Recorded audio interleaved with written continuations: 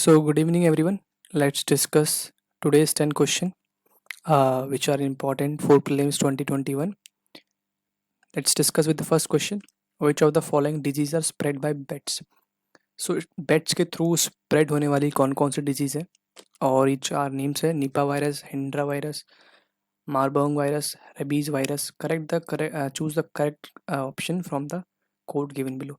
तो सारे ही वायरस यहाँ पे करेक्ट है. सारे ही कहीं ना कहीं जो कि स्प्रेड होते हैं वो पेट्स के थ्रू होते हैं. That's why the correct answer is D. Okay. Studies have found that bats be a natural reservoir of a large number of zoonotic viruses. So all the viruses वो क्या थे? Zoonotic viruses थे.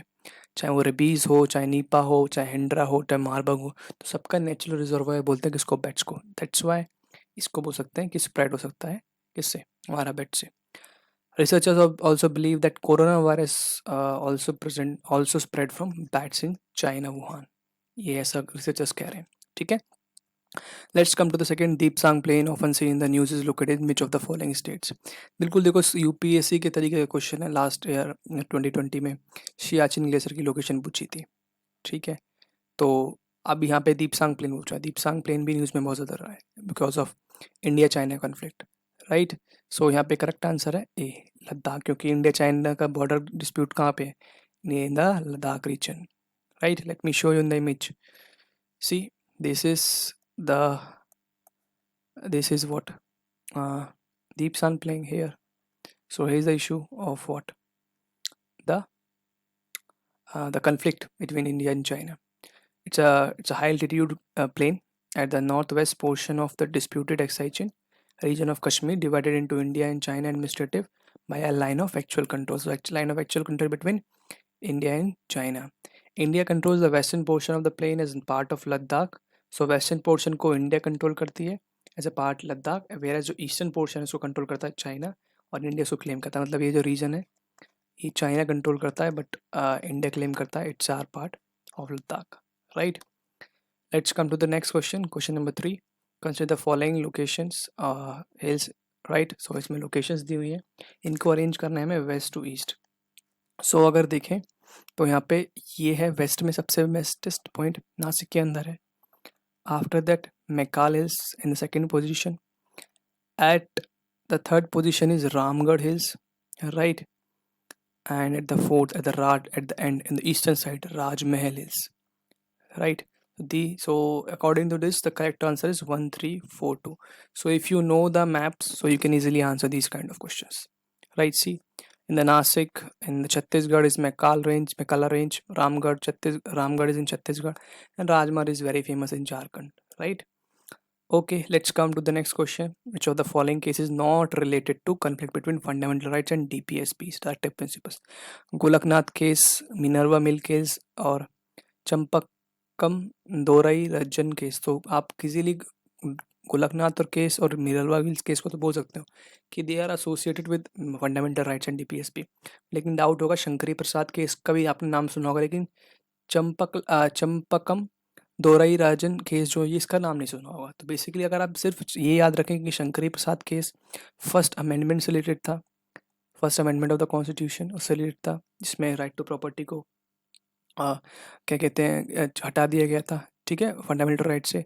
So that is the दो वो challenge किया गया था supreme court के अंदर. तो इसको बोल सकते हैं कि किससे रिलेटेड नहीं था. The conflict between fundamental rights and directive principles. So उसके रिलेटेड है गोलकनाथ केस, मिनरवा बिल case and what the Kesavananda Bharati case. Right. So C is the correct answer. Let's see. It's related to the first amendment which curtailed the right to property और challenge in Supreme court.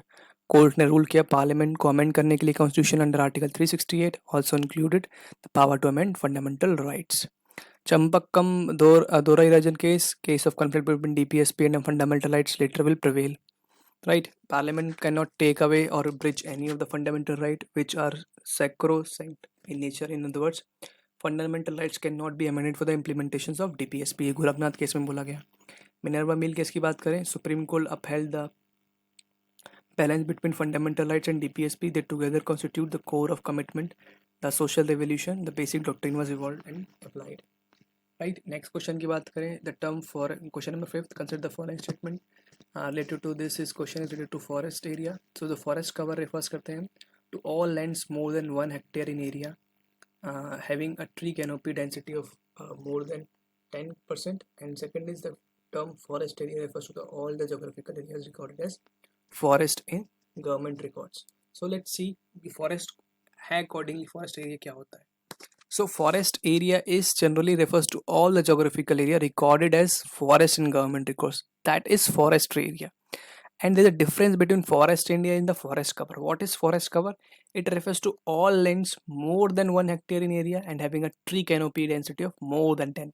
That is forest cover, and the above one is forest area. So see in the options, see a term forest area refers to all the geographical areas recorded as forest in government records. That is forest area, and cover is more than 1 hectare and having canopy density of more than 10%. Both the statement are correct here, but question is asking here incorrect.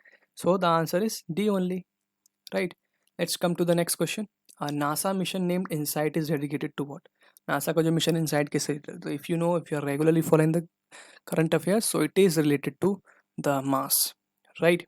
So it's a part of the Mars. It's a part of the NASA's mission that to basically understand the interior exploration of the Mars using seismic investigations, geodensity, and heat transport mission. That's the full form of this InSight. एक robotic launcher होगा, मतलब जो कि land करेगा, जो study करेगा deep interior of the Mars को. Objective क्या है? To place a seismometer place करना सरफेस ऑफ मास के, जिससे वो सिस्मिक एक्टिविटी मेजर कर सके एंड एक्यूरेट 3D मॉडल बता सके प्लेनेट के इंटीरियर का, ठीक है, और कितना उसके अंदर इंटरनल हीट फ्लो है. इससे हमें क्या पता चलेगा? इससे this is helpful for understanding the solar system territorial planets like Earth, Mars, Venus.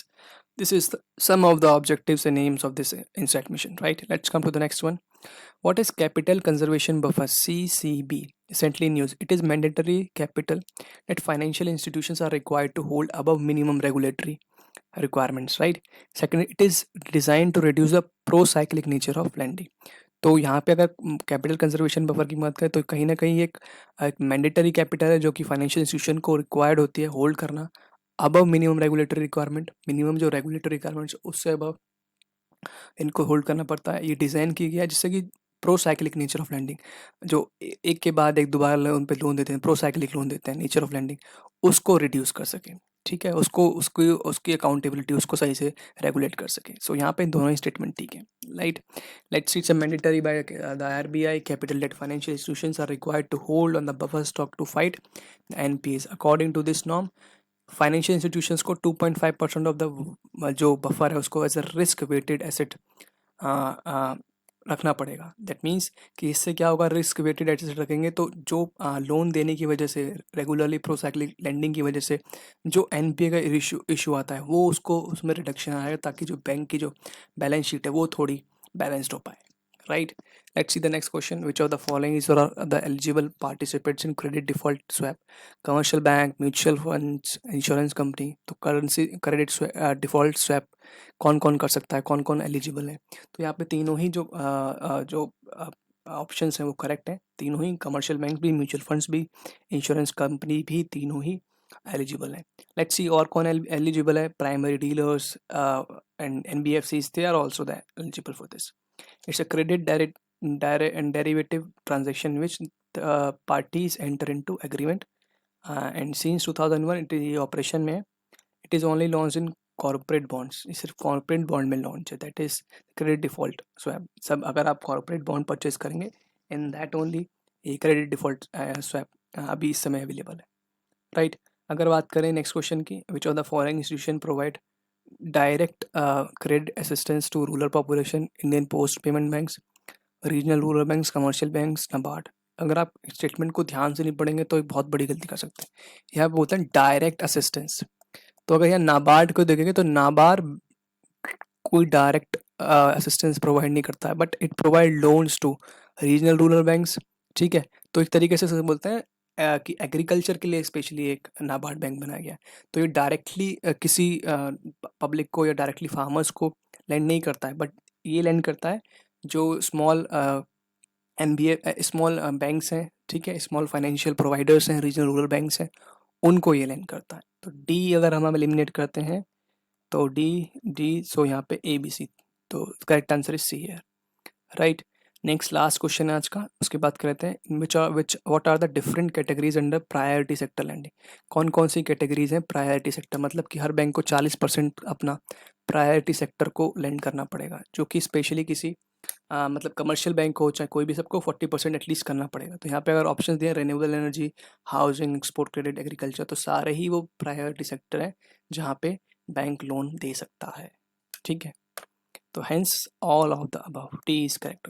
So this is all for today. We will meet again tomorrow with the next 10 questions. Thank you and have a nice day. Stay safe and stay healthy.